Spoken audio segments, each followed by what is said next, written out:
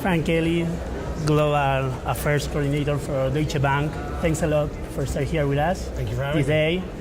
The NAFTA affair is dominating the political and economic agenda here in Mexico.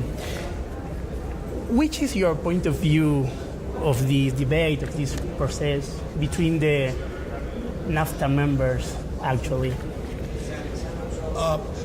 My view is that, one, I think that NAFTA has been incredibly positive for the economies of all three member states. I think in many ways, though, the financial crisis of 2007, Ladies and gentlemen, 2008, we're starting the panel in 2 minutes. Really sort of shook the foundations of the United States, and I would argue Canada as well, and Mexico. Please make your way to the main room. And we're starting the next people then began to panel reevaluate right the value of all of this. Is this taking jobs away, etc.? So it's given, to put sort of a nice shine on it, it's given everybody the opportunity to re-examine whether this is worth it or not. And I think, not only in Mexico, but in the United States, there's a growing appreciation of NAFTA, and I think that's why the NAFTA negotiations are on a more positive trajectory overall. Do you feel that exists a feeling, a mood in the United States society against NAFTA? I mean, not in the businessmen and in the establishment, but maybe in the society, in the common people.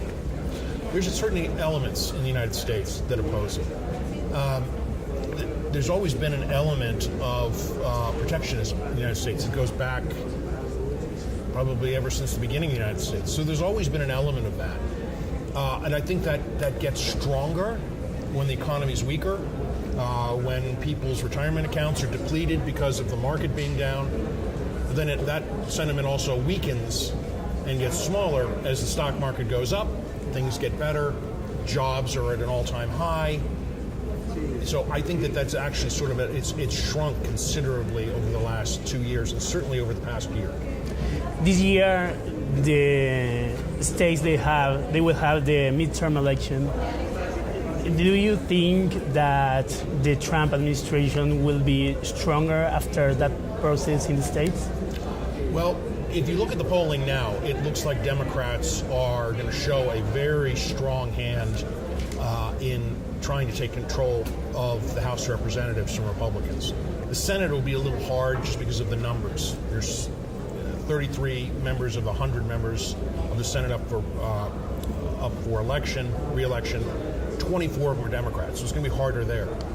But it's interesting, NAFTA is beginning to play a part in this, in that members of Congress have been talking to the White House and saying, you need to understand how important NAFTA is. Republican members, this is how many jobs, this is what it would do for the economy of my district, etc. I think that's played into the NAFTA negotiations and the president's sentiment, and also the overall negotiations where it's much more positive.